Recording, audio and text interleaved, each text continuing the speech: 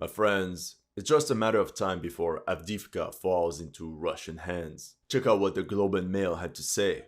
The assault on Avdiivka is turning into one of the bloodiest battles of the Ukraine war. Meanwhile, journalists at the rear write, the forces of the Russian Federation are very far from the goal in Avdiivka.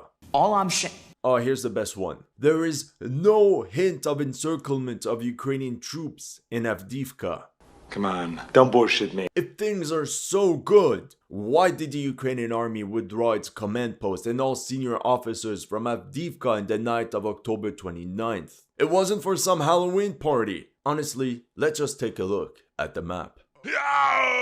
The city is 3/4 encircled.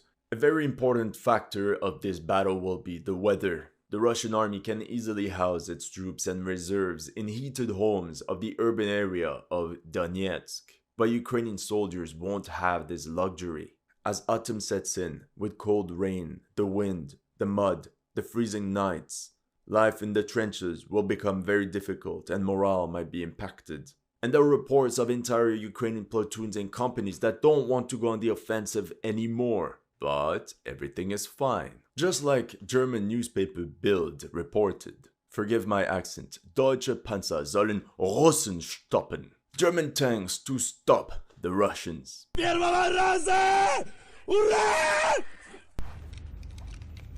is believed that at the start of the Russian offensive, 15,000 Ukrainian troops were defending the sector of Avdiivka. But the size of the grouping has now grown to 30,000. Of which 8,000 are positioned in and around Avdiivka, with the 110th Separate Mechanized Brigade defending the city proper.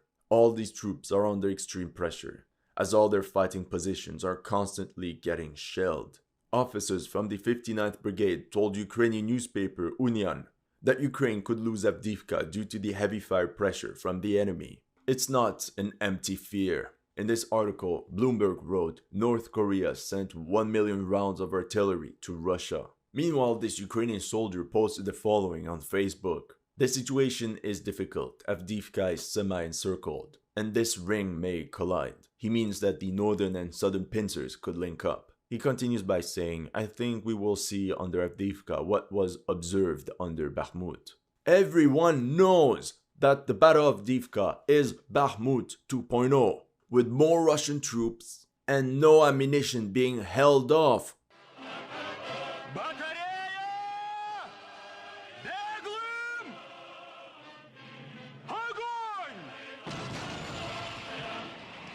Here's what another Ukrainian soldier had to say. Avdiivka is a matter of time. Many of my friends from there are already in hospitals.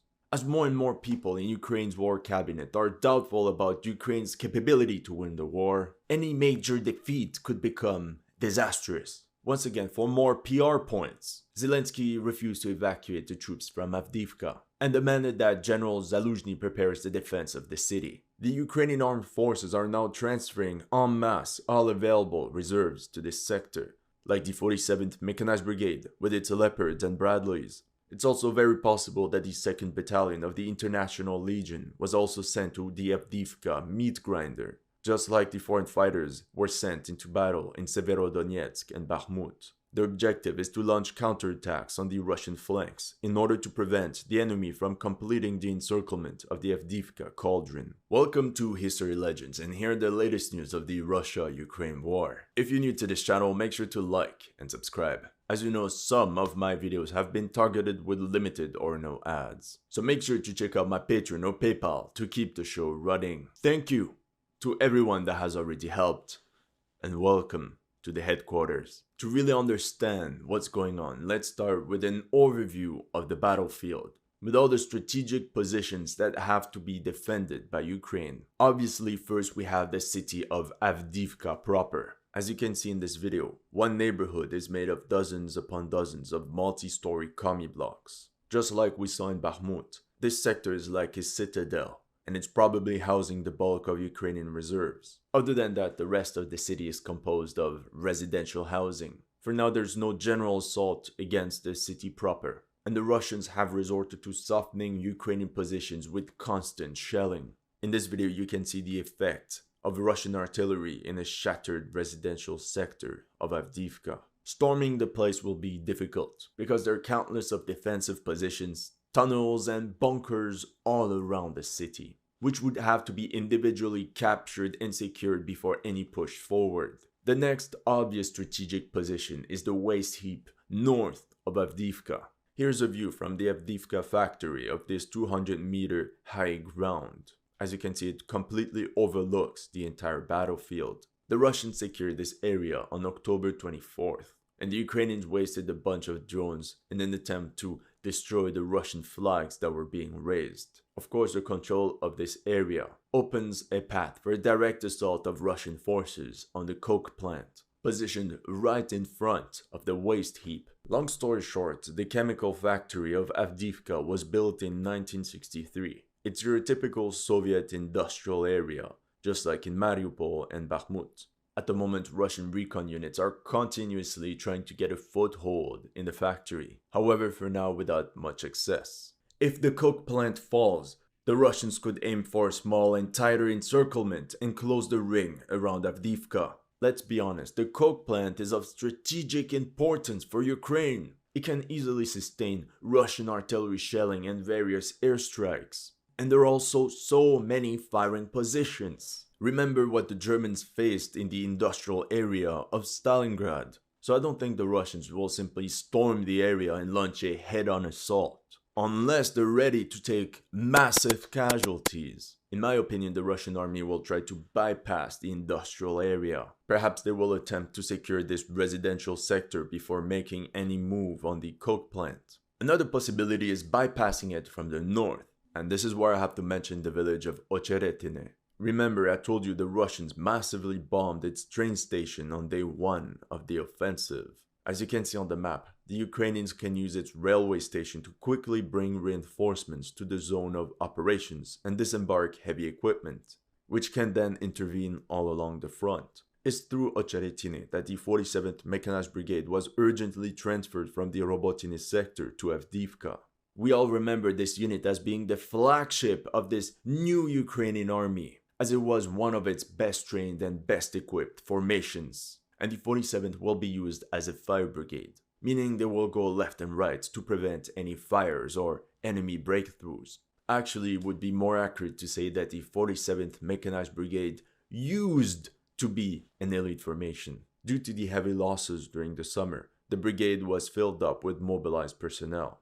For sure, they went through some form of NATO training, but we all know what that's worth, right? It's also interesting to point out that according to the few pictures that were publicly released, the men of the 47th traded their fancy M16s for Soviet-era AKs and RPKs. And regarding these new recruits, German media outlet Handelsblatt reported patriotisch aber unerfahren, patriotic but inexperienced. Honestly, this is what makes me so mad. Instead of taking the time to rebuild a strong Ukrainian army, all these mobilized troops are directly sent into another meat grinder, where there will be casualties within a week. In the last few days, through intense fire support, the Russian 1436 Motor Rifle Regiment, mostly composed of mobilized personnel from Siberia, managed to cross over the train tracks and managed to push 1.5 kilometers towards Kalinovo. That's why in late October, the 47th Mechanized disembarked at Ocheretine, and then the brigade split up. One column went to Novobakhmutivka to reinforce the sector and for some reconnaissance in force, whereas the second column went to Berdishi to prevent Russian assault groups from capturing Stepove. Overall, the Ukrainian strategy seems to be the following: to launch serious counterattacks west of Krasnohorivka in order to divert as many Russian troops away from the train tracks. That's because the Russian army concentrated a lot of troops in this sector near the waste heap. Ukrainian troops on the ground complained of how the Russians were digging in and entrenching their newly captured positions east of the railway, which would make any Ukrainian counterattack very difficult. Blyad, not these shovels again, not the Bakhmut shovel, no! As you can see in this video, on the 30th of October, Ukrainian artillery heavily bombarded Russian positions near the waste heap as they were trying to push towards the train tracks north of the coke plant. Also notice the devastating use of cluster munitions. By looking at a map, Russian infantrymen can really only push forward through these two tree lines. The first one is 800 meters long and the second one 1,500 meters. That's the only way for Russian infantrymen to safely leapfrog their way from one foxhole to another towards Ukraine positions in Stepove. Despite all the propaganda, we also have to mention the weak response of Russian counter-battery fire, which essentially allows Ukrainian artillery units to fire and quickly redeploy without being detected. A big firefight took place on October 31st, north of Avdiivka, when armored elements of the 47th Mechanized Brigade were deployed along the train tracks to halt yet another Russian push towards Stepove, such as this Leopard 2A6 and these two M2A2 Bradleys. In this case, these American-made IFVs were not used for offensive operations, such as counterattacks, but simply to provide suppressive fire and to pin down enemy troops, which technically goes against their purpose, especially since these infantry fighting vehicles seem to be on their own without any riflemen in support. Anyway, this is where, so the Ukrainians lost yet another German-made Leopard 2. In this case, a Leopard 2A6.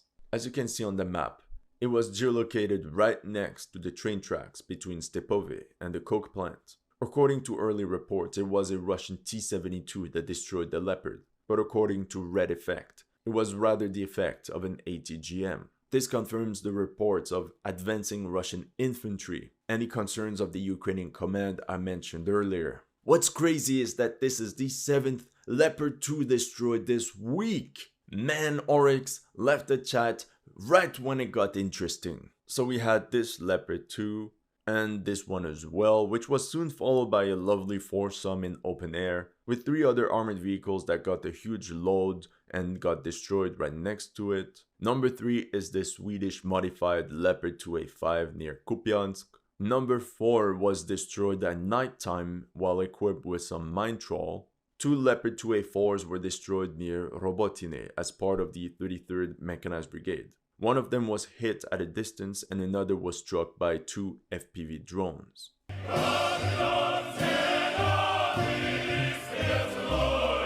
I should ask Red Effect, but overall the Russians claim that the Leopard 2s have suboptimal armor, insufficient maneuverability, and excessive dimensions. Personally, I think the main problem is that Ukraine doesn't have enough of those. If Ukraine expects to continue this war, they need some form of independence from the West and produce their own military equipment. And according to this Forbes article, as Ukraine loses more and more of its Leopard 2 tanks, it returns to the old T-72s.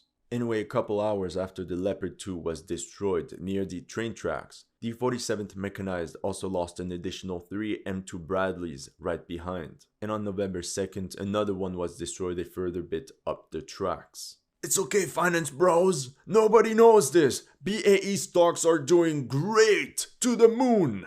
Despite a lot of trouble, the Russian brute force tactics allowed them to steamroll through enemy lines and secure a crossing point over the railway line right in front of Stepove.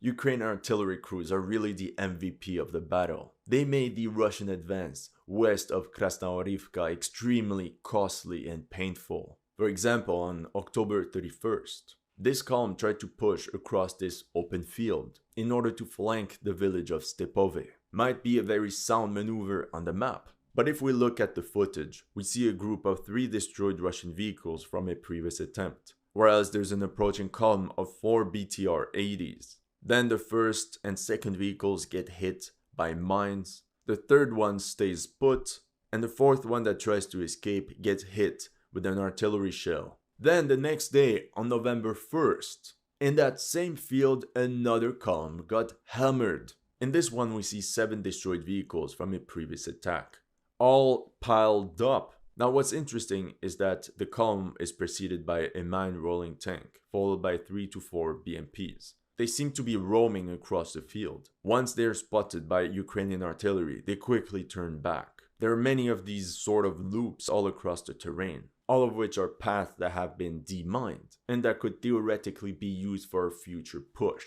Oh, I almost forgot. A few days before they tried as well, while there was some nice crispy snow. As you can see, the Russians rushed a column of roughly 15 vehicles forward. Once again, the path is opened by a mine-rolling tank, plus another tank right behind, to provide suppressive fire. These two were followed by almost 12 to 13 BMP and BTRs, with 7 riflemen in each vehicle. That's a company of 91 men on the move. Regardless, Ukrainian howitzers hammered them with very precise artillery fire. And then we see all the Russian infantrymen just fleeing.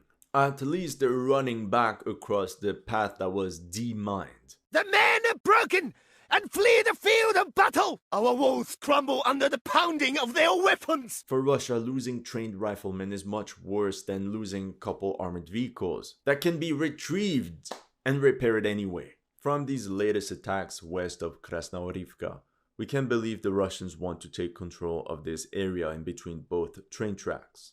As you know, the goal of maneuvering is to improve your current position with a better one, which would then open favorable options to you.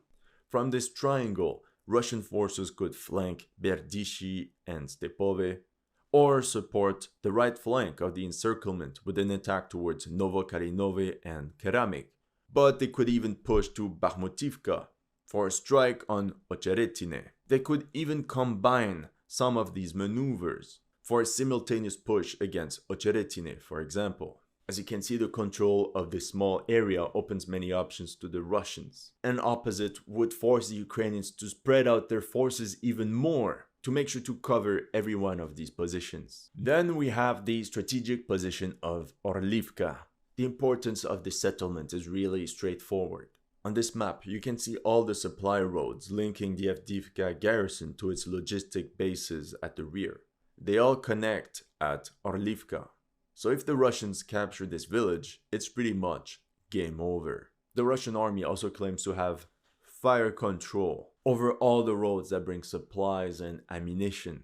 I think English tourists have better fire accuracy when they're drunk in Spain and it's 4 a.m. As you can see at this point of the battle, the northern sector is by far the most important. But that doesn't mean that the events taking place on the southern part of the front have to be neglected. The southern flank of the Ukrainian grouping is protected by 5 positions: Svierne, the Citadel, this military base near Spartak, the Tsar's Hunt restaurant, and the water filtration station. According to the latest map of Rybar, Russian assault squads have straightened the front line south of Svierne and are now only 1 kilometer away from the village. In this area, some Russian troops are now advancing towards enemy positions using tunnels, like this one, which is 160 meters long. Perhaps in a few days we could expect the Russians to reinforce this sector in order for a general assault on the settlement. And the Russians are also heavily bombarding this sector, which is defended by the Ukrainian 53rd Separate Mechanized Brigade.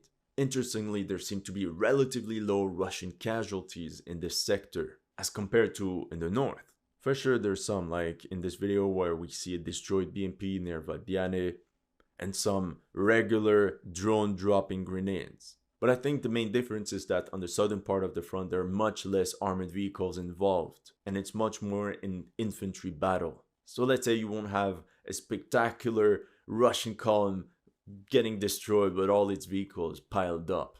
Now, if the village of Svierne falls, it's gonna be problematic for the logistics of the Ukrainian army. The Russians could position some ATGMs with direct fire on any vehicle coming in and out of Avdiivka. And of course, they would be one step closer to capturing Orlivka and closing off the encirclement. Meanwhile, it was reported that Russian assault units also managed a spectacular 2-kilometer push beyond the mine near Opitne, which in theory would now put them within striking distance of the citadel. Once again, this pushes the Russians into a favorable position, as they occupy this triangle in between Svierne, the citadel, and the military base. That's all I have for you today. Let me know in the comment section what you thought of my analysis. If you're new to this channel, make sure to like and subscribe. And if you want to support my work, make sure to check out my Patreon or PayPal. The links are in the description below.